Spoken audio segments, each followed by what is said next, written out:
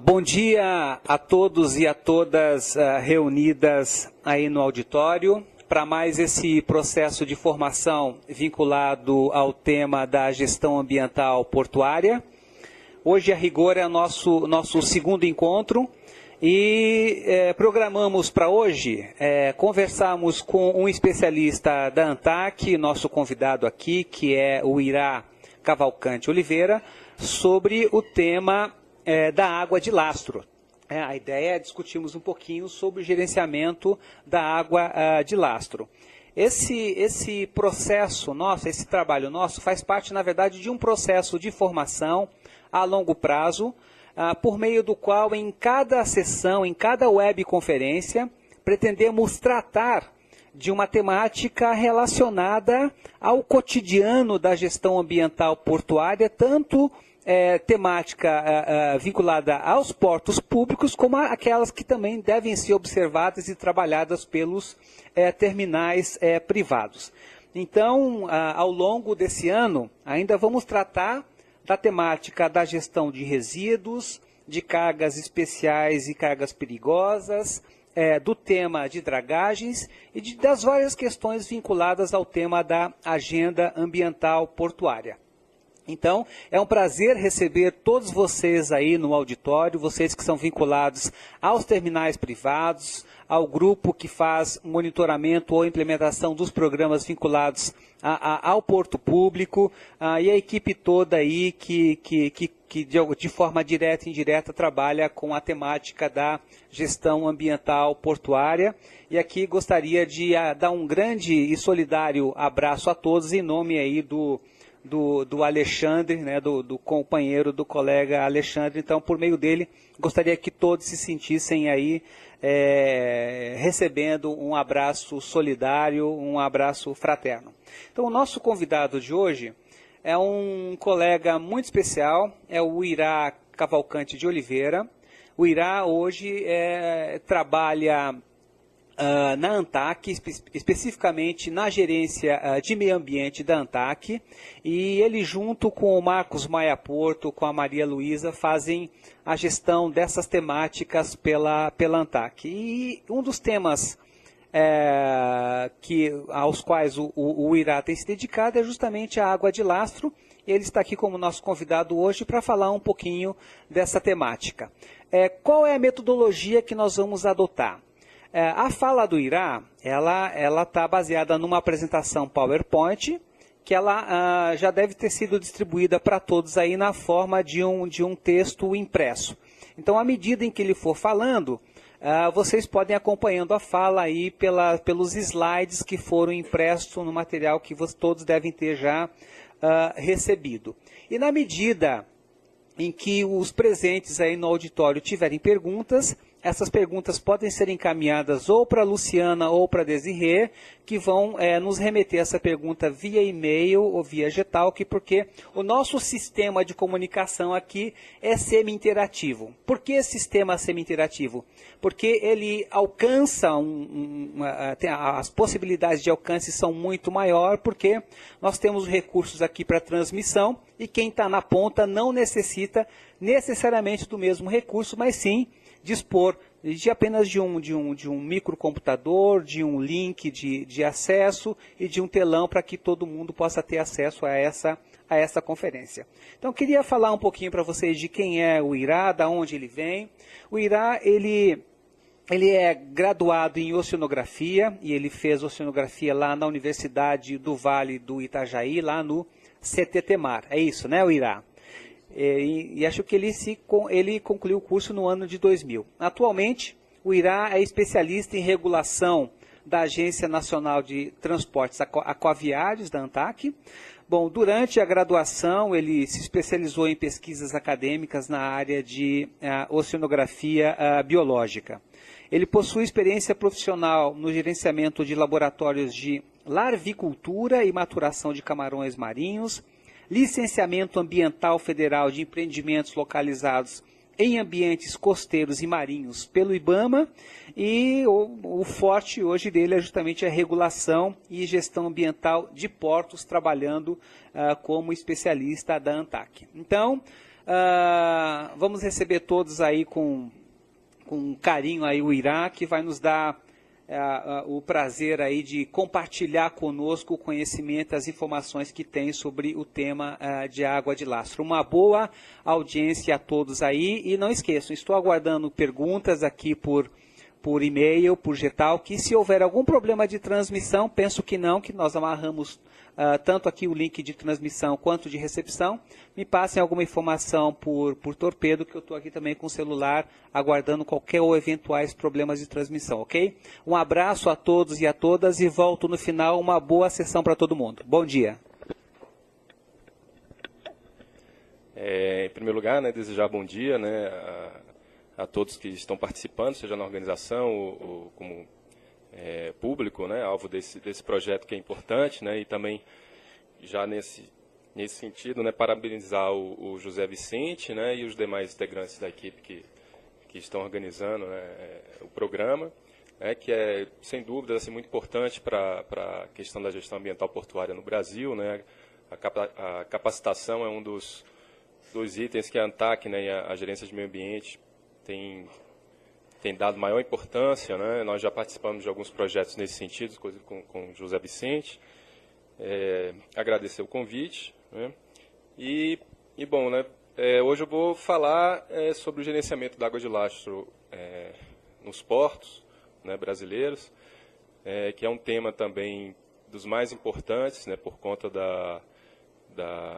das questões ambientais que estão envolvidas, dos potenciais impactos ambientais que são decorrentes do uso da água de lastro pelos navios e dessa interação entre os navios e os portos. Então, a apresentação ela começa com uma pequena introdução sobre o que é a água de lastro. Então, é a água que os navios utilizam, a água e suas partículas, todo o material de suspensão que também está junto com essa água, que os navios utilizam, eles captam do meio ambiente aquático, seja marinho ou fluvial, estuarino, para poder lastrear, dar peso no navio e dar condições de estabilidade, controle de trim, banda, calado, que é a questão da profundidade. O trim e a banda são os movimentos que os navios podem fazer, laterais ou longitudinais, controlar a estabilidade e as tensões do navio.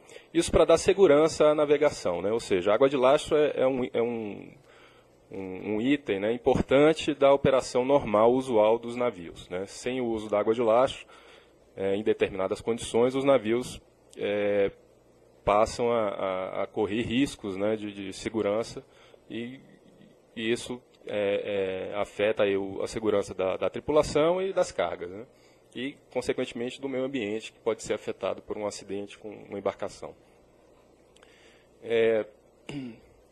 Então, a água de lastro ela serve para compensar a perda de peso. Então, o navio, quando ele não está com carga em quantidade suficiente que dê ao navio esse lastro, ele precisa complementar essa falta desse peso com a água de lastro, uma vez que os navios eles são projetados e construídos para navegar em condições de estabilidade, que consideram o peso da carga do navio.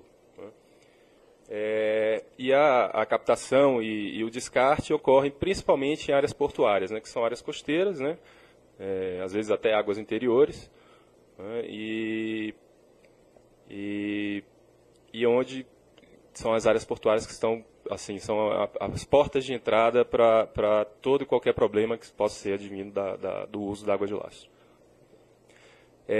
O segundo slide mostra um diagrama que foi elaborado por um projeto que foi desenvolvido junto com o GEF e a IMO. A IMO é a Organização Marítima Internacional, e o GEF é o Global Environmental Facility, também que é responsável por financiar projetos ambientais, relacionados a diversos fatores, e é um programa que se chamou Globalast. Esse programa visa, pelo menos na primeira fase, desenvolver metodologias para gerenciamento de água de lastro, análise de risco, e foi feito, então, um material, esse diagrama aí, ele é desse material, e mostra então como é que seria a operação, né? O primeiro navio ali em cima, no canto esquerdo, em cima, então ele mostra um navio numa área portuária, num porto, né? Ele estaria atracado, ele descarregando, né, sua carga. Vamos imaginar aí um navio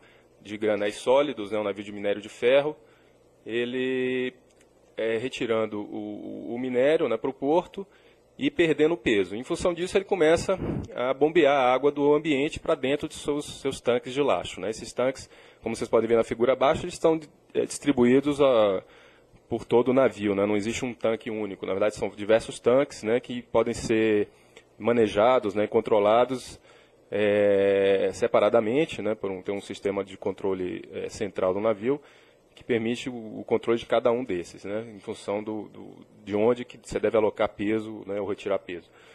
E então está tirando a carga e enchendo os tanques de água de lastro, né.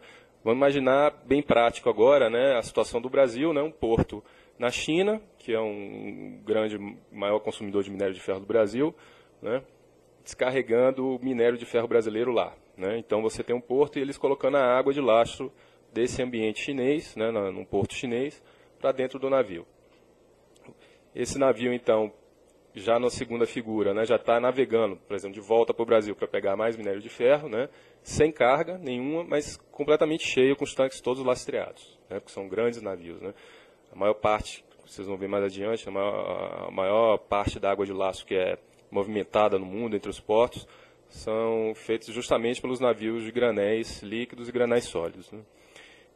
Então ele chega aqui no porto brasileiro, começa a carregar novamente seus porões com minério de ferro e nesse processo, né, ele começa a descartar essa água de lastro que foi captada no porto chinês, né? E depois ele novamente carregando, né, com os tanques de lastro vazios, mas a carga cheia.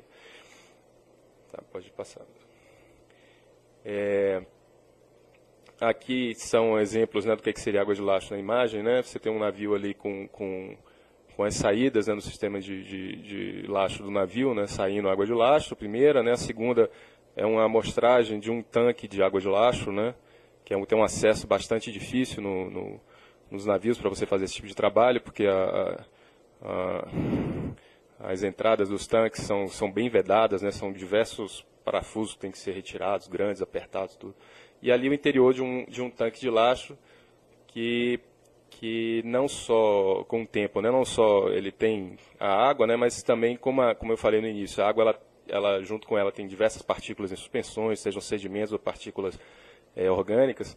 Essas partículas, quando estão nos tanques, tendem a sedimentar, né, então com o tempo existe um acúmulo desse material no fundo dos tanques também, que são os sedimentos, né. Como eu disse, a água de lastro também é importante por conta da estabilidade, né, do navio. Essas imagens mostram um navio que é um navio ro-ro, né, para veículos, um acidente que pelos relatórios que foram, né, feitos, o acidente ocorreu em função de uma operação errada com o sistema de lastro dos navios, né, do navio. Ele teve algum erro na operação de lastro, né, criou uma condição de desestabilidade, o navio acabou adernando, né, lateralmente, né, tendo um acidente, mas depois conseguiram recuperar. Então, qual que é o principal problema, assim, do ponto de vista ecológico, né, relacionado com a água de lastro, né, ecológico, social, econômico, é a questão das bioinvasões, a introdução de organismos, né, de espécies exóticas, né, em novos ambientes, né. Então, a água de lastro, né, a principal é considerada, né, por referências, né, o principal vetor, né, da movimentação transoceânica e interoceânica de organismos marinhos costeiros, né. Esses organismos podem incluir bactérias, micróbios, vírus, invertebrados, né, algas, plantas, diversos animais, qualquer organismo vivo que tenha um tamanho, uma condição de dimensões, né, pequeno o suficiente para passar pelo sistema de captação de bombeamento da água de lastro do navio. Então, tem registro até de pequenos peixes que já entraram nos tanques de lastro, né.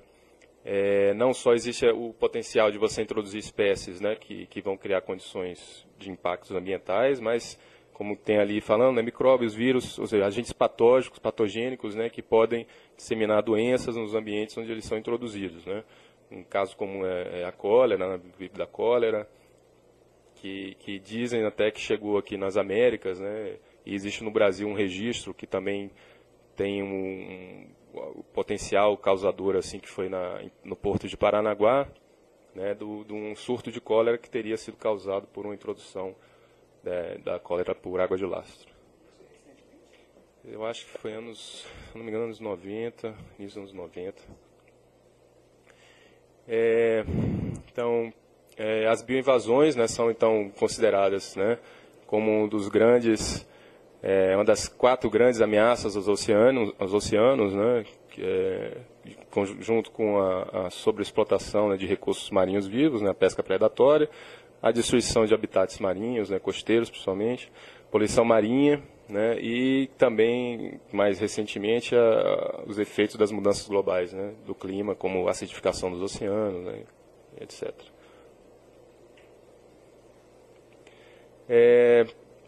Os impactos negativos, então, né, seriam um desequilíbrio ecológico das áreas invadidas, né, com possível perda de biodiversidade, né. As espécies que normalmente são introduzidas nos ambientes, elas tendem e ter sucesso nessa introdução, porque também não é uma coisa simples assim, um organismo sair de um ambiente, né, entrar em outro ambiente e digamos assim, dar certo nesse novo ambiente, né. As chances são pequenas, mas existem, e quando ocorrem, né, causam significativos impactos, né. Então, elas tendem a ter algumas vantagens em termos de competição com as espécies nativas, né, seja em função da ausência de um predador natural, então você não tem controle populacional dessas espécies, né, nos novos ambientes, né, ou na questão da competição por espaço ou alimento, né, elas acabam podendo levar vantagens, né. Prejuízos em atividades econômicas, né, os ambientes costeiros são utilizados, né, para diversas finalidades, né, econômicas, seja pesca, recreação, né, turismo, né, e você tem efeitos, né, no caso da pesca, né, você pode ter o desaparecimento ou esgotamento de um determinado recurso, que por sua vez, né, a subsistência, tipo assim, é um principal recurso explorado por alguma população tradicional, uma população, né, de pescadores, e você acaba afetando socialmente também, né, essas populações, né, como o terceiro item ali, que é a desestabilização social de comunidades tradicionais, né, e como eu já comentei também, a disseminação de enfermidades assim, em populações costeiras. Aí essa imagem mostra esse conjunto de potenciais impactos, né, e que eles estão associados, né, como eu falei, né, impactos ambientais podem decorrer em impactos sociais e econômicos, né, e vice-versa. Ali você tem exemplos, então, né, aqui no Brasil tem introdução, por exemplo, de alguns corais, né, que tem causado prejuízo, principalmente no litoral do Rio de Janeiro, também já na Espírito Santo, Bahia, também já tem registro, né, que aí seriam impactos mais ambientais, ecológicos, né, nesses ambientes de recifes, né. A questão da pesca, né, você tem exemplos de introdução de alguns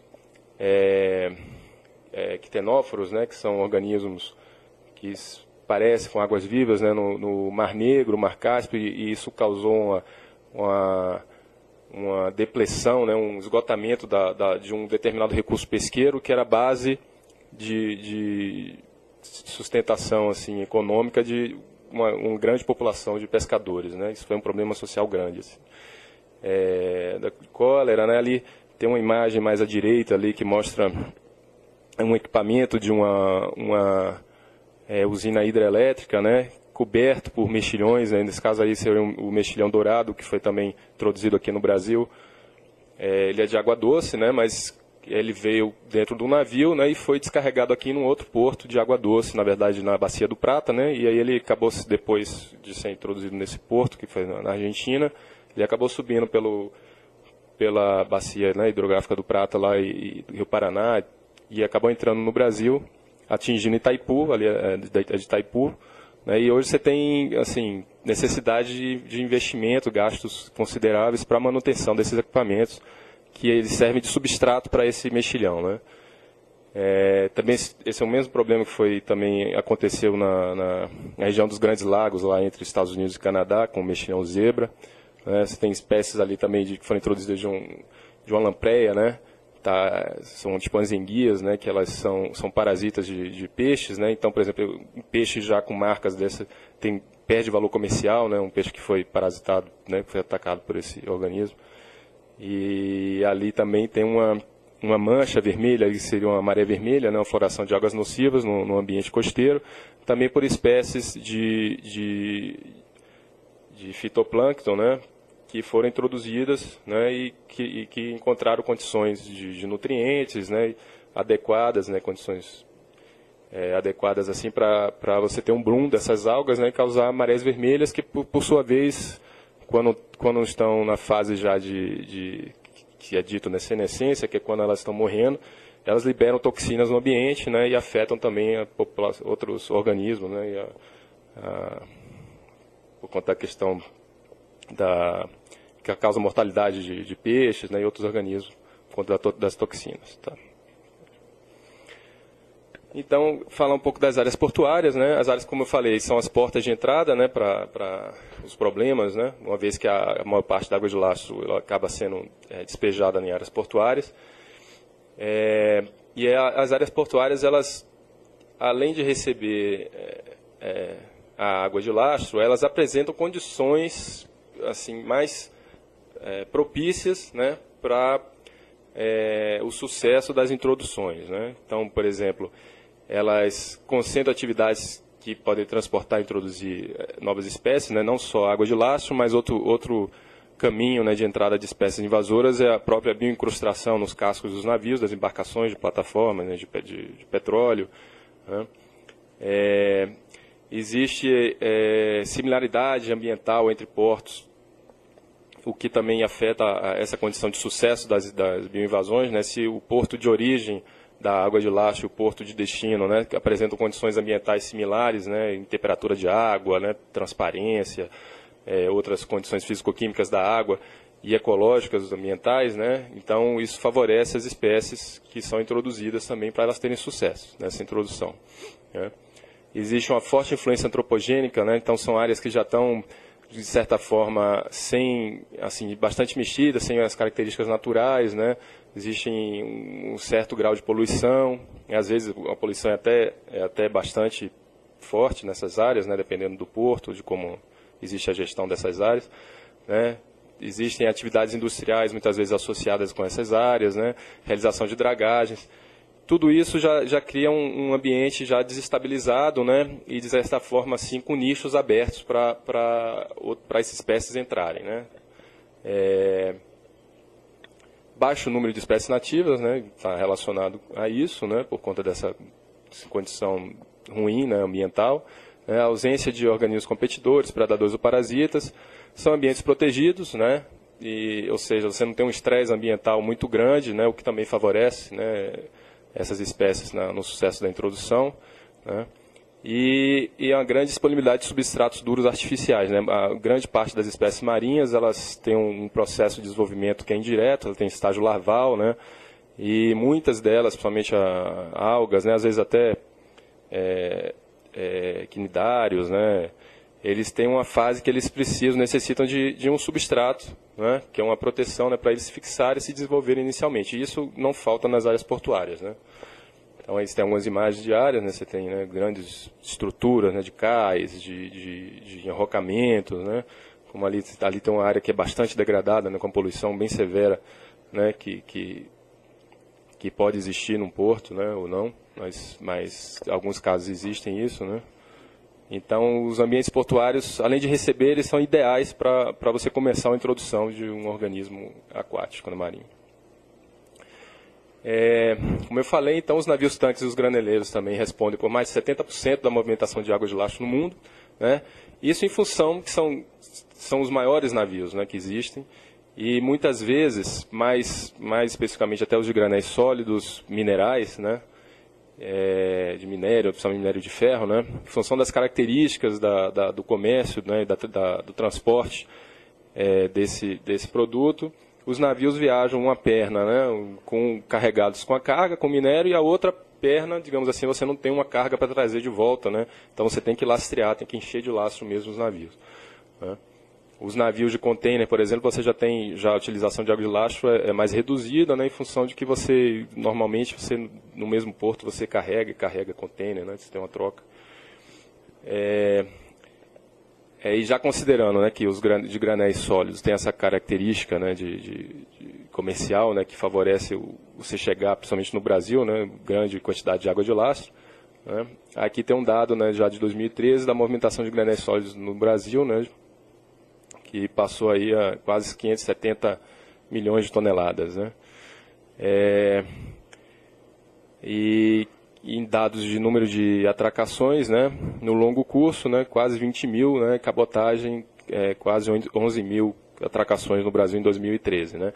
Lembrando que, assim, que o problema não está só relacionado com o transporte marítimo internacional. Né.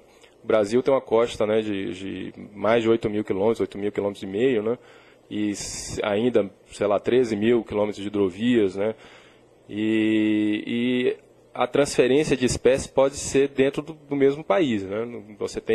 Se você pegar características, espécies assim na região sul do Brasil, pode ser transferidas para a região nordeste ou norte, né? E o transporte, por exemplo, de cabotagem também ele pode favorecer a dispersão desses organismos que possam ter sido introduzidos só numa região. Então, os cuidados, né, os controles têm que ser considerando toda a navegação.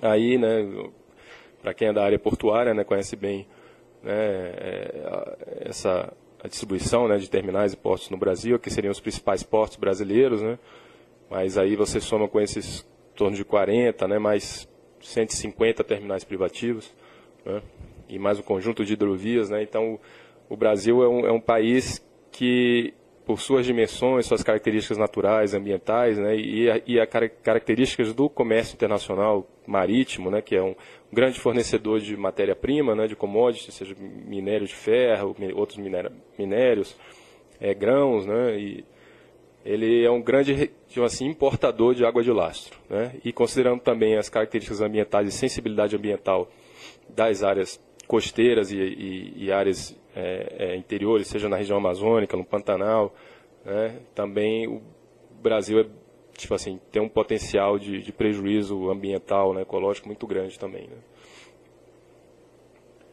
Né. Aqui seriam os portos brasileiros que mais movimentaram em 2013, né, granéis sólidos. Né. Os dois principais seriam Tubarão e Ponta da Madeira, por conta da movimentação de minério de ferro, né, mas outros também, Itaguaí, né, Santos. Então, a água de lastro, né, como no início da apresentação eu comentei, né, é um dos itens assim, de maior relevância ambiental na questão do transporte aquaviário, né, transporte marítimo. Né, e em função dos impactos que começaram a surgir com o aumento do comércio marítimo internacional, né, houve uma resposta internacional para esse problema. Né. Então, você tem diversas conferências e convenções internacionais que, de certa forma, já alertavam inicialmente para o problema e outras que passaram a tratar mais especificamente, né, e tentar definir medidas para os países seguirem, né, para cuidar ou tentar reduzir os impactos desse problema. Né, desde a Conferência de Estocolmo, em 72, né, já se falava do problema da introdução de espécies exóticas marinhas. Né, a Marpol, né, que é de 73, ela inicialmente foi mais direcionada para a questão do óleo, né, mas também já tratava da água de lastro, até por conta que na época os navios não eram dotados de casco duplo, né, e muitas vezes a água de lastro ela era colocada nos próprios porões dos navios. Né, então havia uma contaminação da água de lastro por óleo, né, e outros produtos químicos, né, e que também era um problema, né? Não era a questão da bioinvasão, mas você despejar água com esses contaminantes nos ambientes costeiros. Né? Então já tinham previsões, né, e diretrizes nesse sentido. A Convenção das Nações Unidas sobre Direito do Mar, né, que talvez seja a mais importante convenção por ela abranger diversos aspectos também, né? Ela trata e lembra desse problema da introdução de espécies marinhas, né, exóticas. Né? Meio Ambiente e Desenvolvimento também, né, é uma convenção bastante importante nesse sentido. A Agenda 21 também, que foi elaborada em 92 também, né, na Conferência do Rio. Também tem um capítulo que é dedicado exclusivamente à questão dos oceanos, né, e que tem também referência, né, ao problema das invasões e a diversidade biológica também, né. Então, inicialmente, a IMO, né, que é a Organização Marítima Internacional, ela é uma agência especializada das Nações Unidas para tratar especificamente dessas questões ambientais e de segurança da navegação, tanto das embarcações quanto das tripulações, né, dos navios, né. E ela tem uma série de convenções internacionais e ela, inicialmente, em 91, ela primeiro adotou, né, elaborou uma diretriz, né, desde 91 que foi a primeira. Em 93 teve uma atualização, em 97 foi a última atualização dessa diretriz, até que em 2004, pode passar, foi adotada, né, a Convenção Internacional de Controle e Gestão de Águas de Lastro e Sedimentos de Navios. Essa convenção ainda não está em vigor, né, ela, apesar de ter sido adotada em 2004, ela necessita que pelo menos 30 países que juntos representem no mínimo 35% da arqueação bruta da frota mercante mundial, que esses países ratifiquem, né? Ela tem que ser ratificada por esse conjunto de países com essa representação da frota mundial. Então, após ela ter essa ratificação, 12 meses ela vai entrar em vigor, 12 meses após isso. Atualmente ela conta com 38 países que ratificaram, ou seja, com relação à questão do número de países ela já atendeu, mas com relação à representação da frota mundial ainda falta em torno de 5%. Né? E isso pode parecer pouco, mas às vezes é muito, porque a maior parte da frota, também como quem é da área portuária marítima sabe bem, né? A maior parte dos registros de bandeira, né, das embarcações, elas estão na mão de um grupo seleto de países, né? Que são países de bandeira de registro, muitas vezes são chamados de bandeiras de conveniência, justamente porque eles oferecem condições de custos, né, para esse registro mais vantajosas para os armadores, né? E agora esse cenário está mudando bastante, muitos desses países têm ratificado as convenções, têm melhorado suas condições, mas vamos pensar que talvez não fosse interessante ele assumir um compromisso de uma convenção, porque implicaria em custos, né, para os armadores, e eles perderiam talvez esse mercado, né, de registro. Um intervalinho rápido aqui para o Irá tomar uma água. Já estou recebendo aqui algumas informações aqui via e-mail e torpedo. E só para lembrar que esse mecanismo semi-interativo tem isso mesmo, ou seja, na medida em que o Irá faz a conferência, ele vai fazendo referências às imagens que estão impressas aí, então, para os colegas irem acompanhando. Então, acho que já deu tempo para a aguinha, continuamos aqui com o Irá Cavalcante. O Brasil, ele foi um dos primeiros países a assinar a convenção, né, dando a indicação de que considerava importante a adoção desse instrumento, né, internacional. Em 2004 teve assinatura, mas ele só veio a ratificar agora a convenção em 2010. Então, o Brasil é um dos 38 países que já ratificaram a convenção. A convenção, ela estabelece, então, né, diretrizes, né, e procedimentos para o gerenciamento da água de lastro, né. Hoje, esses procedimentos têm um caráter, assim, como a convenção não está em vigor ainda, né, não é mandatória, mais, e como era anteriormente nas diretrizes, que desde 91 foram publicadas, ele era mais assim uma sugestão e o caráter de adoção era voluntário pelos países, né? A convenção, nesses procedimentos, né, com relação à gestão da água de lastro, a forma de você fazer a gestão nos navios, existem duas regras, né? Uma sobre a troca oceânica, né, que eu vou tratar mais à frente, e outra que seria uma evolução já do processo de gerenciamento dos navios, que seria a adoção de sistemas de tratamento a bordo dos navios, né. Essa tabela ela mostra então o cronograma, né, para mudança, né, atendimento dessas duas regras, né, esses dois métodos de gerenciamento, né? Esse cronograma ele varia em função da capacidade de lastro dos navios, né, e do ano de construção, né?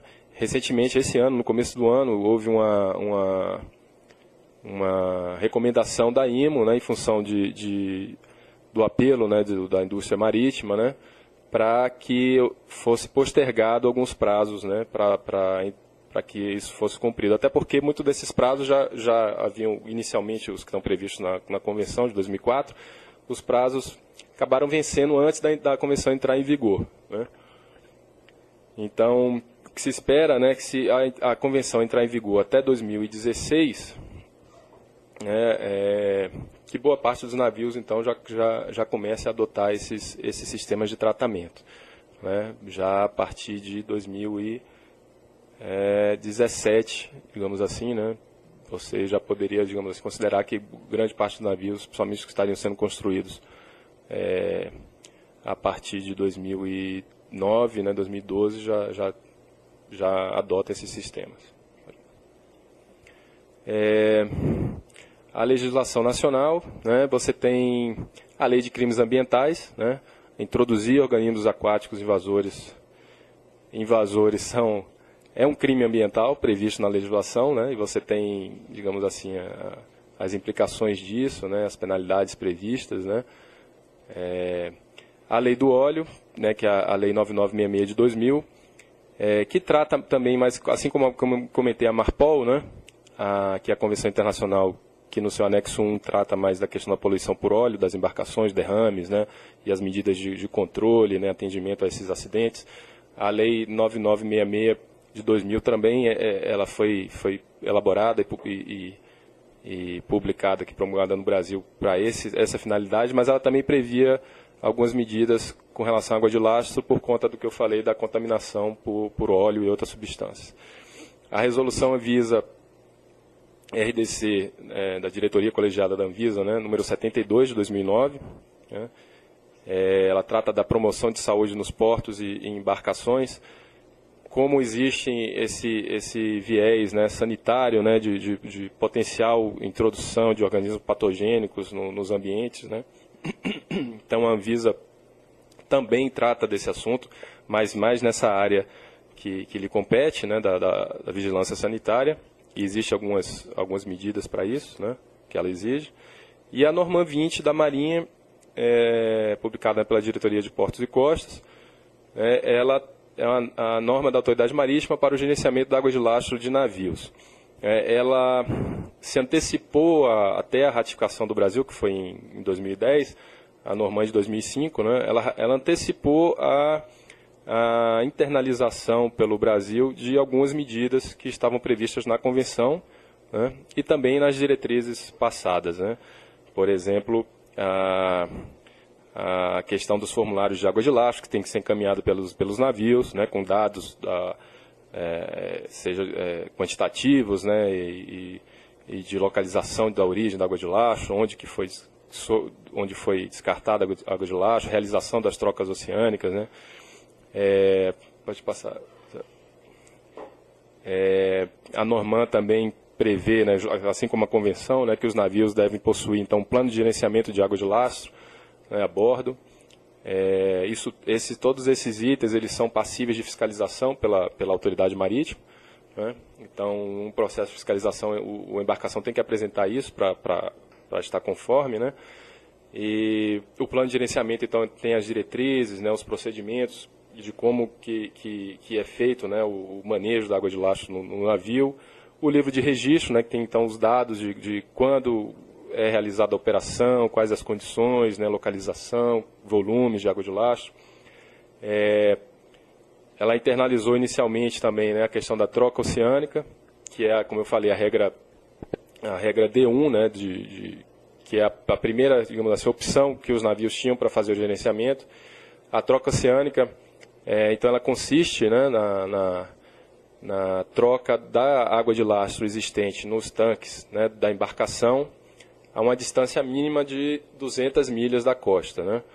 Então, os navios eles têm alguns alguns métodos, né, que eles podem utilizar em função de suas características, né, cada navio às vezes tem características diferentes, né, então ele pode usar, que são esses 3 métodos que estão aí nessas imagens abaixo, né, o sequencial, de fluxo contínuo e diluição, né. O sequencial consiste no navio, né, despejar toda a água de um tanque, né, presente num tanque de água de lastro, e depois ele enche novamente com a água oceânica, né.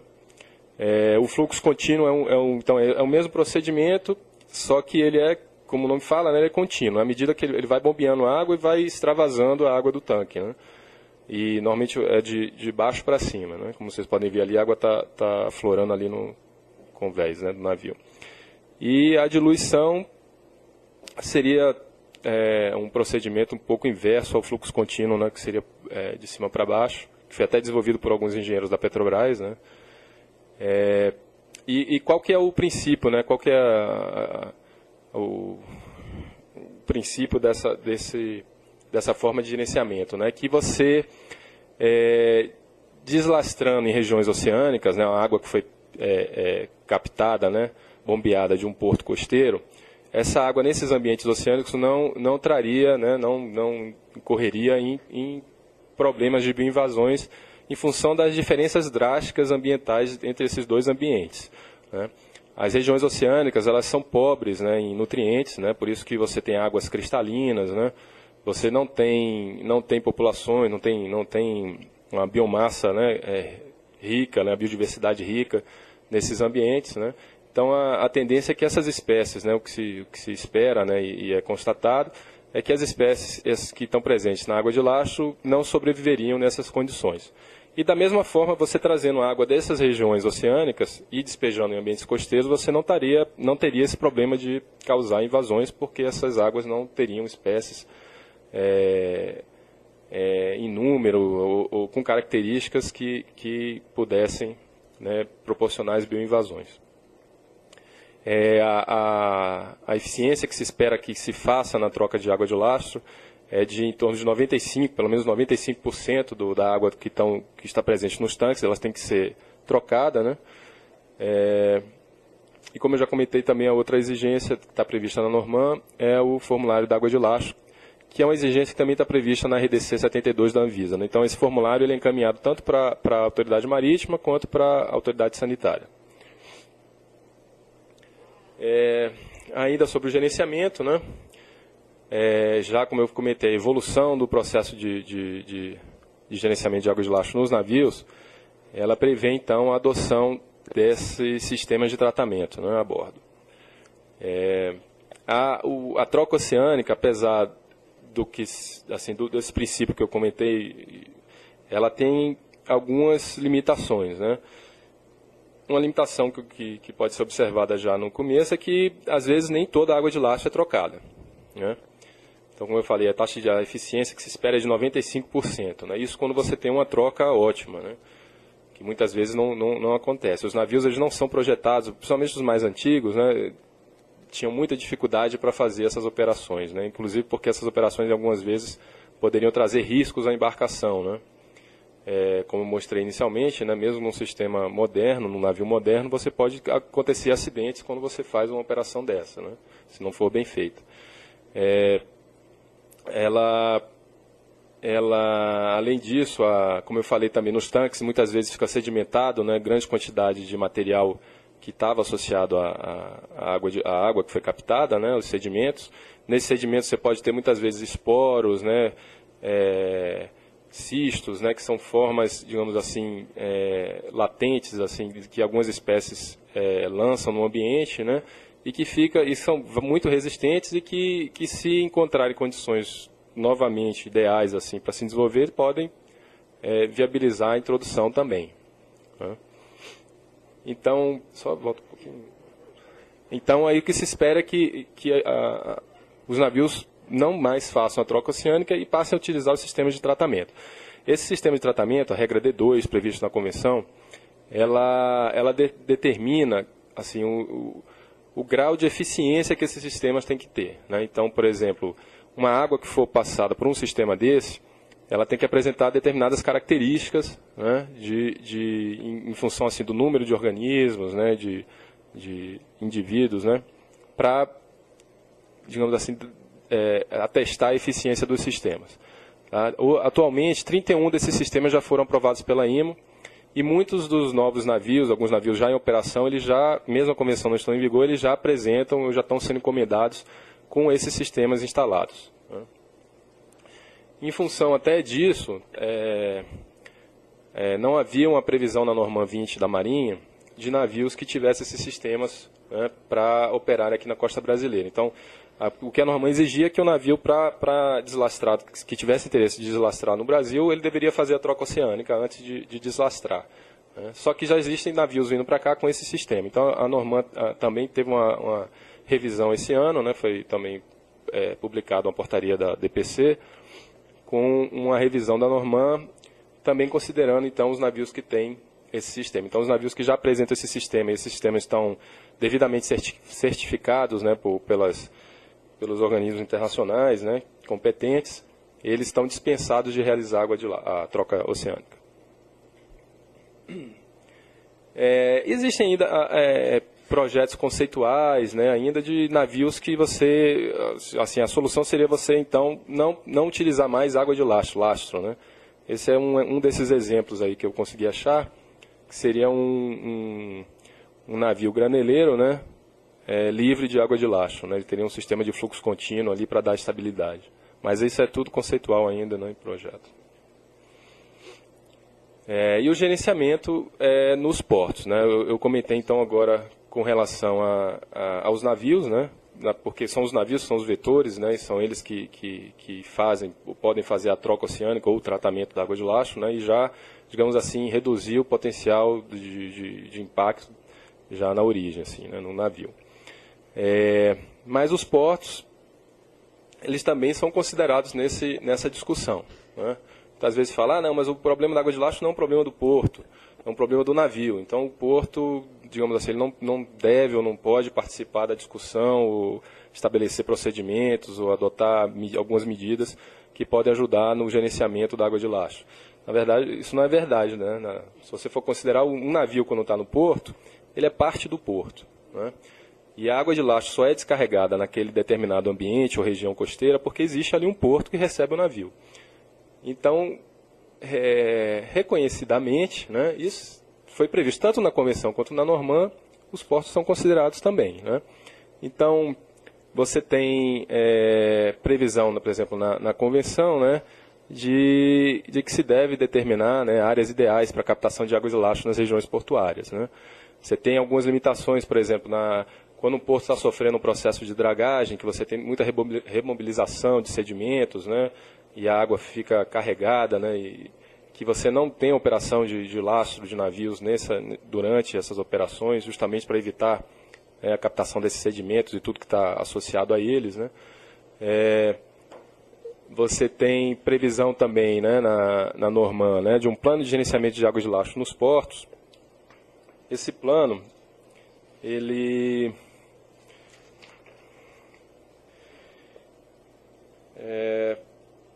eu peguei aqui uma informação mais para passar para vocês, que ele tem o objetivo de definir ações e critérios múltiplos para um procedimento coerente, lógico e integrado, permitindo sua implementação no porto de forma eficiente. O plano de gestão de água de lastro no porto deve detalhar as exigências e ações que devem ser cumpridas pelos navios que entram no porto. Mas ele também digamos assim, considera, né, para o seu desenvolvimento os dados ambientais dos portos, né?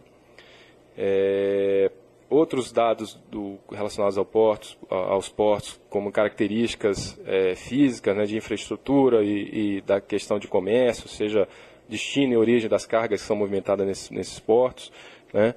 Isso tudo é necessário para você fazer uma avaliação de risco de introdução específica daquele determinado porto. Como eu falei, né, grau de similaridade, né, alta entre dois portos de origem e destino, isso aumenta a chance de introduções, né? E como é que você vai saber qual que é o grau de similaridade, né? Em função dessas características ambientais, né? Então você tem que ter um monitoramento ambiental, né, a caracterização ambiental das áreas portuárias, para você poder cruzar informações entre os dois portos, né, de origem e destino. Né? E também ações de resposta. Né? Essas ações de resposta estão, assim, da mesma forma que existe ações de resposta para derrames de óleo, né, como o plano de emergência individual, né, o PCE previsto na NR29. Essas ações de resposta seriam, por exemplo, de comunicação, né, e medidas que poderiam ser adotadas para você não só evitar, mas uma vez que você constate a introdução, né, o sucesso de uma introdução na área portuária, medidas para você fazer o controle, né, e tentar solucionar esse problema. Né, e lógico que isso, quando eu falo do porto, eu estou considerando o porto a estrutura física, né, eu não estou falando só de quem é responsável pelo porto, né, da autoridade portuária ou da empresa que controla um terminal portuário. Né.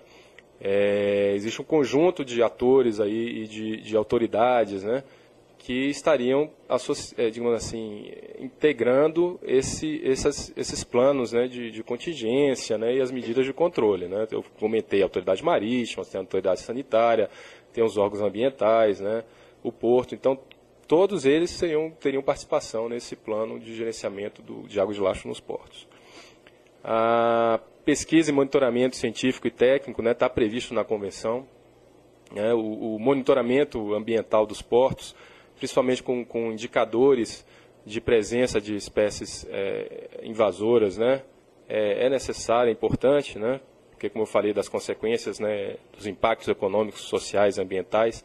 Então, é importante você ter um monitoramento para já se precaver, né, ou anteceder assim, os potenciais problemas e tentar minimizar, né, e adiantar essas ações de resposta. Né. E a avaliação de risco, como também já comentei ali, né, que foi desenvolvida no programa Globalast. Então, recomendações, né? Já finalizando a apresentação, né, e considerando o que foi exposto, né, então, se é necessário hoje, né, como é que está a situação nos portos brasileiros hoje, né? Não existe bem definido ainda esses planos de gerenciamento nos portos, né, mas em função até do procedimento de licenciamento ambiental, dos portos, né, alguns órgãos ambientais, principalmente o IBAMA, acho que foi um dos que começaram com essa preocupação, né, de determinar a elaboração e implantação de um programa de monitoramento de espécies invasoras, né, nos portos, né, e dali o primeiro item também, né, seria a integração nas ações das autoridades ambientais, sanitária e marítima, né, a Anvisa, né, e a Autoridade Marítima participando também desse e também, assim, facilitando um pouco a divulgação das informações. Né? Você tem, como eu falei, né, tanto a Autoridade Marítima quanto a Anvisa recebem informações dos navios, né, com relação que estão constantes nos formulários de água de lastro. Né? Essas informações são importantes para o desenvolvimento de pesquisas, né? Muitos pesquisadores de diversas universidades têm feito alguns trabalhos acadêmicos relacionados com água de lastro, né? E muitos precisam dessas informações. A maior atuação das universidades, então, nesse sentido, né? O monitoramento ambiental, que eu comentei aí em função do licenciamento, tem ocorrido em alguns portos. Não são em todos os portos, como seria o ideal, né? Mas em alguns portos já tem começado. Sistema Nacional de Informações Ambientais Portuárias, né? Isso já tem sido discutido em diversos fóruns, né? Já teve trabalhos relacionados com dragagem, onde se foi desenvolvido um sistema de informações ambientais dos portos brasileiros pela Secretaria de Portos, né? Junto com a Universidade Federal Fluminense, ou a COP, né? As informações ainda muito voltadas para a questão da dragagem, mas que se mostrou assim, uma ferramenta muito útil na gestão ambiental integrada das áreas portuárias brasileiras, né? E que seria, assim, se isso for desenvolvido e chegar numa outra etapa, né, uma etapa maior, mais ampla, né, seria ideal para você trabalhar justamente essa questão das análises de risco, né, dos potenciais de invasões entre os portos, né? Comentei já também, né, no começo, o acesso público às informações do formulário de água de lastro. Uma maior uniformidade nacional nos critérios de licenciamento, né, para que todos os portos, não só aqueles que são licenciados por um determinado órgão ambiental, façam, né, ou adotem essas medidas, né, mas que seria interessante que todos tivessem assim, pelo menos um conjunto mínimo de programas ambientais, né, adotados, implementados, né, funcionando, para que você possa fazer essa integração nacional, né. Estruturação e qualificação dos núcleos ambientais nos portos e terminais, né. Desde que também a Secretaria de Portos, né, foi criada, né, e existe uma portaria da Secretaria que define como é que esses núcleos, pelo menos nos portos públicos, né, ela também pode ser seguida pelos terminais, né, mas somente nos portos públicos eles começaram a desenvolver mais essas áreas, né, e contratar pessoal. Alguns portos a gente já considera ANTAQ, tem alguns sistemas de avaliação, né, que considera que alguns portos já atendem de forma satisfatória, né, esse requisito, né. Outros ainda têm que trabalhar mais, têm que contratar pessoal para poder que os portos também detenham essas informações e tenham capacidade, né, de lidar com essas situações que são muito específicas, né. Então, isso é importante também, você ter pessoas qualificadas, né, em áreas ambientais, né, para lidar com essas situações. É isso, né, é um panorama geral, né, da situação, do que é o gerenciamento de água de lastro, né. Existe existe muita informação, mais detalhamento de um ou outro item que foi comentado aqui, né. Eu fiquei de passar para o José Vicente, né, mais algum material de consulta, né, que posteriormente vai ser passado, né, para vocês, para quem tiver maior interesse, né, se aprofundar pelo assunto. Eu também estou à disposição, né, aqui estão os meus contatos, né, e toda a equipe da Gerência de Meio Ambiente da ANTAQ está à disposição, né, para qualquer dúvida ou complementação de informações, seja sobre esse assunto ou outros assuntos diversos. Acho que a gerência lá ainda vai continuar participando aqui, colaborando nesse programa com o José Vicente, né, com relação a outros itens, outros temas, né. Então, eu gostaria mais uma vez de agradecer o convite, né, do José Vicente, e me coloco à disposição, né, para esclarecer mais alguma coisa. Obrigado. Nossa, eu confesso que fiquei bastante eufórico assim, com a apresentação do Irá. Já conhecia a apresentação, já conheço o trabalho dele, já conheço um pouco do tema, mas a forma como ele fez essa exposição hoje, acho que deixou clara algumas questões bastante importantes, né?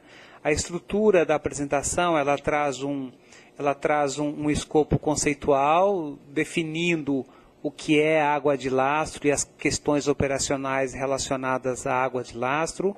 Fala de toda uma fundamentação, né, e normatização internacional e nacional a respeito no trato da questão da água de lastro, extremamente importante, mas uma afirmação que ele faz aqui na sua exposição é extremamente fundamental, que é a ideia de que o tema água de lastro não é de responsabilidade exclusiva do navio, mas está relacionada assim também aos outros atores, né, no porto no qual ele atraca. Então tem uma responsabilidade compartilhada bastante importante. Essa é uma informação em detalhe importante para nós pensarmos. Aí eu faço em cima da afirmação que o Irá nos traz, continuo fazendo uma provocação, que é a seguinte, né?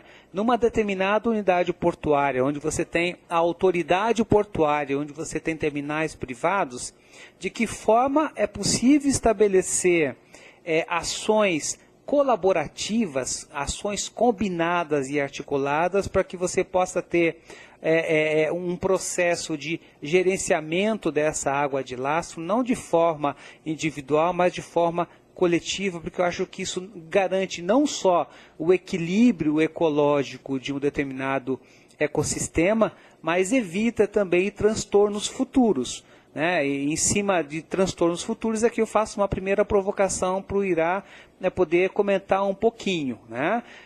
Ou seja, uma vez um determinado ambiente ter sido invadido, né? Ter em um determinado ambiente ter ocorrido uma bioinvasão, né?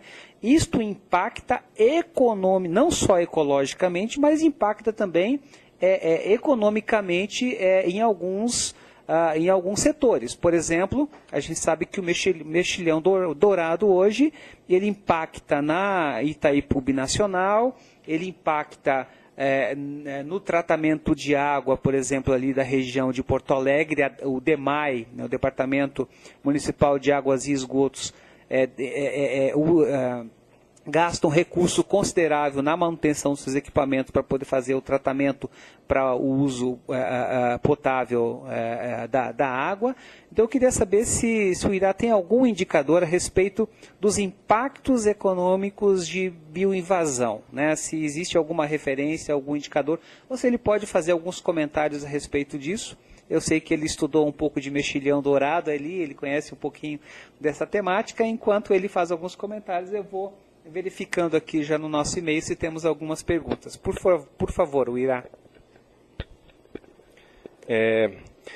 Bom, né, existe toda essa discussão, né, econômica, né, do ponto de vista da indústria marítima, né, com relação aos custos que eles têm que adotar, né, que eles têm, né, tanto para fazer as medidas atuais de gerenciamento, seja a troca oceânica, né, porque são procedimentos que acabam decorrendo em custos na operação do navio, né, e são custos significativos, né, até a compra, né, e instalação desses sistemas mais modernos, né, de tratamento da água de lastro a bordo dos navios, né. Isso tudo gera custos e existe uma preocupação do ponto de vista assim, do equilíbrio, né, econômico, financeiro dos navios, né, do transporte marítimo. Mas a gente tem que considerar nessa conta, né, os custos que estão relacionados com os impactos das introduções, né, das bioinvasões aquáticas, né. No Brasil, a espécie que deu maior repercussão, né, teve o maior impacto, assim, né, tanto na mídia, né, quanto nos impactos reais, assim, ambientais, foi a questão do mexilhão dourado, que não entrou no Brasil especificamente por água de lastro, como eu comentei, né, mas veio para a nossa região, aqui na região da Bacia do Prata, pela água de lastro e depois se dispersou pela bacia do Prata, né, e os rios que estão ligados e que fazem fronteira com os países ali, Argentina, né, Paraguai. Eu não sei dizer, assim, pelo menos não conheço nenhuma referência que tenha estimado os custos para manutenção ou recuperação dessas instalações, seja de tratamento de água em Porto Alegre ou de Itaipu, né? Mas são custos consideráveis. Existem referências, por conta do volume de estudos, né, e do histórico de impactos associados, né, com as introduções, mas referências mais específicas, assim, e com valores, né, mais lá nos Estados Unidos, né, Canadá, por conta do organismo similar ao nosso, né, que foi a questão da introdução do mexilhão zebra, né, que a conta chega, né, a alguns bilhões de dólares, até centenas de bilhões de dólares desde que houve a primeira introdução ali no sistema dos Grandes Lagos, né. Então, são consideráveis. Você tem questões de saúde, né, todo o impacto em outras indústrias que utilizam o recurso, né, a água, outros recursos naturais, né, na região dos Grandes Lagos ali, como é uma região mais desenvolvida, né, você tem parques industriais, né, você tem, da mesma forma que aqui você tem áreas com hidrelétricas, né, estações de tratamento de água. Então, assim, são externalidades, né, do transporte marítimo, né, externalidades negativas, mas que alguém paga a conta, né, a sociedade paga a conta, né. Então, e essa conta é considerável, né. Eu não sei dizer, José Vicente, como eu estava comentando aqui no Brasil, qual é o custo, né, isso, mas dando esse exemplo lá dos Estados Unidos, né, é bem significativo, né. E se você pegar do ponto de vista, por exemplo, do turismo, né, um dos grandes receios assim que tinha, principalmente no começo da introdução do mexilhão, é que ele atingisse a região do Pantanal, né? que é uma região rica, assim, eu não entrei nem ainda na questão ambiental, né, ecológica, mas do turismo, né?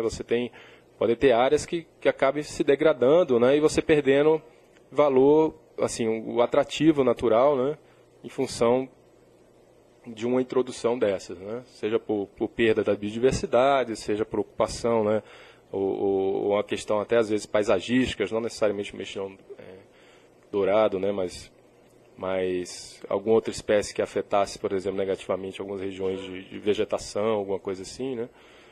E a questão ecológica também, né? Muitas vezes a gente tende a não considerar, né, a questão do recurso natural que está sendo perdido, né, nessa conta, né, por conta da dificuldade que tem, que é você valorar, né, uma condição de equilíbrio ambiental de um determinado, né, função ecológica de um determinado ambiente, tipo um manguezal, né, que fornece, né, que serve de berçário né, e fornece condições para que as espécies se reproduzam, se desenvolvam e voltem para o ambiente e sirvam de recurso novamente, né, para comunidades tradicionais pesqueiras ou mesmo a pesca industrial, né? Então é uma conta alta, assim, né? O custo não está só na indústria marítima, né? Tá todo esse conjunto, né, que no final a sociedade paga, né? Bom, só lembrando a todos que continuamos aguardando aqui por e-mail as possíveis perguntas, sugestões, indicações. Estamos aqui online recebendo as informações, né, ou possíveis questões, mas dizendo também que essa fala do IRA, nós vamos colocá-la à disposição permanente, ainda vamos ver aqui qual é o mecanismo de todos, porque acho que esse é um tema de extremo interesse, assim como as informações complementares que o IRA nos trouxe, para além da apresentação e dos slides que todos já têm disponível aí de forma impressa, ele vai nos disponibilizar essas informações que nós vamos repassar a todos que estão presentes aí também no auditório.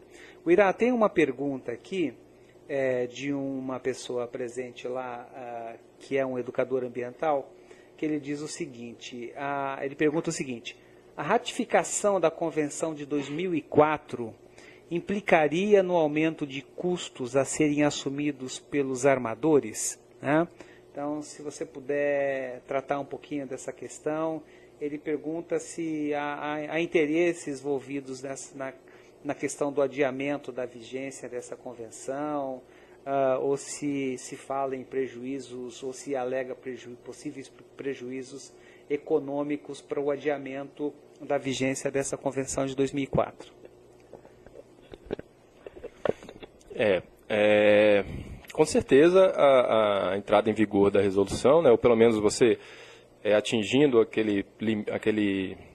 exigência mínima, né, de 35% da frota, da arqueação bruta, né, da frota mercante internacional, implicaria em gastos para a indústria marítima, né, transporte marítimo, né. Eu não tenho de cabeça aqui quanto que é estimado, né, o custo por navio, né. Existem algumas referências, eu posso procurar e colocar junto nesse material que eu vou passar para o José Vicente, mas o que acontece, né? A questão do adiamento, por exemplo, daqueles prazos, né, que eu comentei que esse ano aconteceu, né, essa recomendação por parte da IMO, né? Porque como a convenção ainda não entrou em vigor, ela não pode sofrer, o seu texto não pode sofrer uma emenda ainda, né? Mas já foi, digamos assim, discutido entre os representantes dos países, né, e acordado esse adiamento, né, e que depois que a convenção entrar em vigor, isso deve ser colocado numa emenda na convenção. Assim, a justificativa para esse adiamento são diversas. Tem a questão dos custos, né, alguns argumentos que são colocados aqui, a situação econômica, né, internacional, desde 2008, por conta da crise internacional, ainda não digamos assim, não tem um nível de estabilidade, ou ainda não se recuperou totalmente, né, e que existe um peso significativo, né, para os armadores, né, para atender essas exigências, né. Outra questão relacionada, muitas vezes, é a disponibilidade das tecnologias no mercado, né, E muitas vezes não haveria uma disponibilidade ainda assim, suficiente para que os navios se adequassem dentro dos prazos que estavam previstos inicialmente. Porque uma coisa é você já encomendar um navio novo, né, e isso tem sido feito, né, porque também o que se estima é que, para os navios novos, né, você planejar e já construir um navio com um sistema desse, já no início, ele todo equipado, né, e seu design, né, seu projeto, considerando esse sistema de tratamento, ele tem um custo menor do que se você deixar para depois. Né? Se você construir um navio agora não prevendo isso, e depois você vai ter que se adequar a isso, o custo será muito maior. Então, os novos, acho que a maior parte dos navios que estão sendo encomendados agora, os que demandam, né, esses sistemas, eles já estão sendo construídos com sistemas, entendeu?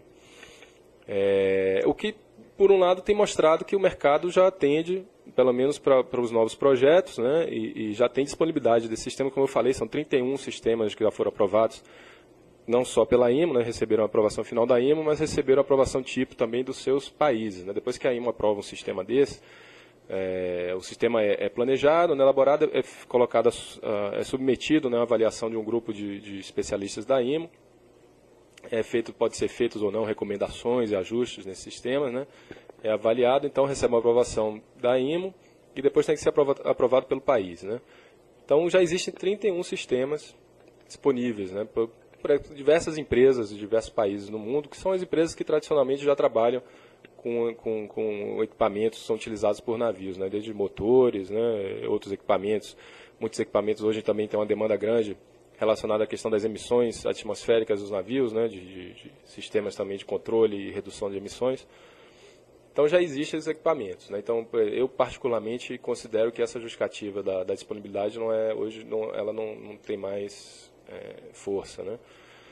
Mas realmente vai demandar custos, né, para adequação, né, e provavelmente com o tempo, né, a tendência é que com o tempo esse custo seja diluído, né, seja assimilado, né, pela indústria marítima. Né. Como eu falei, assim, né, existe vamos dizer assim, essa briga, né, entre os armadores que vão ter que colocar, né, vão ter que comprar e pagar a conta, né, mas existe o outro lado, né, que são os custos que existem, né, que são até mais significativos, né, do que esses que a indústria marítima teria que assumir, que são os custos pela não adoção dessas medidas. Né. Esses custos são, assim, no final, né, quem paga também é a sociedade geral, né, e como é um impacto que existe no mundo todo, né, às vezes até países que não sofrem, que não têm nem esse transporte marítimo tão significativo, né, podem sofrer as consequências, né, desses impactos. E a casa, digamos assim, a ordem de grandeza desses custos é muito maior do que o custo que a indústria marítima teria que assumir. Bom, muito bem, eu recebi aqui o Irá, então por isso, aliás, eu faço questão de fazer essa menção pública. Eu recebi aqui uma informação de que a plateia ela gostou muito da sua intervenção, né? A expressão usada aqui, eu já te mostrei qual foi a expressão usada aqui. Acho que em termos de informação, de orientação, a tua fala deixa algumas perspectivas de trabalho bastante importante. E eu voltei aqui no teu último slide, porque nas recomendações que você aponta, que você trata, no mínimo em dois itens, você fala e se refere a um sistema de informação, a um sistema que seja capaz não só de reunir, mas de sistematizar as informações disponíveis sobre essa temática. Eu faço questão de voltar a esse ponto, porque eu tenho feito muito, em todas as intervenções que eu faço sobre gestão ambiental portuária, eu tenho defendido muito esse aspecto, ou seja, de que todos os trabalhos e pesquisas resultantes de monitoramento, resultantes da implementação de programas específicos ou de condicionantes específicos, elas possam ser efetivamente publicizadas no âmbito da unidade portuária e depois cotejadas, reunidas com as informações que venham das demais unidades portuárias, porque essas informações podem gerar ou deverão gerar indicadores importantes para tomadas de decisão. eu concordo contigo, tenho feito essa defesa, né, e acho que o Sistema Integrado de Gestão Ambiental ele se apresenta como uma ferramenta extremamente importante. E um outro aspecto aqui que vale a pena a gente voltar a ele, que você apresenta também como recomendação, é uma maior uniformidade nacional nos critérios de licenciamento ambiental dos portos e terminais, porque dependendo da unidade portuária, você tem um tipo de vínculo ou de responsabilidade, né? No caso, por exemplo, você tem portos que são administrados pelo governo federal, por meio da companhia Docas, etc. e tal. Você tem portos que estão na governança dos governos estaduais e portos ainda que estão na governança dos municípios. E também o processo de licenciamento ele acaba se diferenciando. Acho que 2 casos que eu conheço mais particularmente aqui, um que se refere ao porto lá da tua terra, lá de Itajaí, que ele é um porto que está na governança do município, não é? E o processo de licenciamento, ele não está na mão do IBAMA, mas acho que ele está na mão do governo estadual. E o Porto de Rio Grande, por exemplo, ele tem todo o seu processo de licenciamento ambiental vinculado mais diretamente ao próprio IBAMA, né? Então, exatamente, o do Porto, né? Então, você poder definir critérios que são universais ajudam certamente a consolidar esse processo aí de gestão ambiental portuária. Acho que é um outro item bastante importante. Bom, em função do tempo aqui limite que nós temos combinado aqui com nossa equipe de transmissão, a gente vai fazer o seguinte, as perguntas que o grupo está reunindo aí no auditório, nós vamos encaminhar diretamente para o e-mail do Irá e a gente vai pedir a ele que essas questões específicas possam ser respondidas aos interessados, se é possível fazer isso, e já agradecendo essa contribuição imensa aí, que certamente trouxe um conjunto de informações importantes para todo mundo, para todo o ator que tem o seu trabalho diário e cotidiano vinculado à gestão ambiental, seja no terminal, no porto público, seja nos terminais privados. Agradecer a presença e a atenção de todos e aqui deixo um espaço para uma palavra final aí do Irá e já agradecendo imensamente o tempo que ele disponibilizou na agenda para poder estar aqui com todos vocês nessa manhã de quarta-feira. O Irá, por gentileza. Bom, né, para encerrar, eu só resta mesmo agradecer mais uma vez, né, eu gostaria também de ressaltar mais uma vez, né, a importância de iniciativas como essa, né, que está sendo, né, que é essa que está sendo feita aqui, que é a questão da capacitação, né, a troca de informações. O Brasil, especificamente com relação à água de lastro, né, é um assunto que sempre me interessou, né, até pela minha formação. Meu interesse é antes até de eu trabalhar na área portuária, sim, na regulação, né, da área portuária. O mesmo no licenciamento que eu trabalhei no IBAMA, também no licenciamento de portos, por conta, né, da importância, né, assim, a questão da importância econômica, social, né, ambiental, o que eu ia falar? Acabei esquecendo, me complicando aqui. Não, mas o que eu ia falar é que o gerenciamento da água de lastro, assim, o Brasil, né, ele tem especialistas, né, tem pessoas importantes que trabalham, né, com esse assunto, seja na Marinha, na Anvisa. Temos especialistas, né, que são colegas até portuários, né, trabalham em alguns portos, que conhecem muito bem esse assunto. Muitos deles conhecem até infinitamente mais do que eu, que como eu falei, era um assunto que me interessou, mas era uma questão mais pessoal. E existe uma rede, né, com esses especialistas, né, que eu posso e me disponho aqui a colocar também, colocar os contatos, né, à disposição para quem tiver mais interesse, né, por esse assunto, né, e como eu falei também tem muito material disponível na internet. A gente tem uma compilação grande lá na ANTAC de artigos, né, e documentos técnicos sobre isso. Então é isso, né, me colocar à disposição, né, mais uma vez, agradecer, né, e desejar sucesso aí no projeto, né, e nos próximos encontros, né, com os diversos temas, né. Obrigado. Bom, só para finalizar, Uirá, então eu quero fazer aqui publicamente também não só agradecimento, mas um convite, né, para você em particular e para a gerência de meio ambiente como um todo da ANTAC, porque nós estamos programando um evento esse ano sobre gestão ambiental portuária. A gente está querendo fazer isso em parceria com a Universidade Federal de Rio Grande, com o Porto de Rio Grande e alguns outros apoios. Então queríamos convidá-lo para voltar a tratar dessa questão de forma particular, quem sabe contando com parte desses especialistas aí, com quem você já está conectado na forma de rede. A gente pode, quiçá, pensar numa oficina específica sobre essa temática e contando já com a própria participação da ANTAC, a quem vamos dirigir um convite formal, né? Um evento que a gente está ainda tentando encontrar a melhor data em função do que está representando 2014, porque é um ano de Copa do Mundo, é um ano eleitoral, então a gente está pensando a melhor data aí para que a gente possa encaixar e possa contar com a presença efetiva aí de todos os interessados e possivelmente aí de representantes de todas as unidades portuárias do Brasil. Então fica esse convite que nós vamos certamente formalizar agora nos próximos dias. Então, a todos, gostaria de agradecer a paciência, a participação, a esse material que já foi disponibilizado a todos os presentes, a gente vai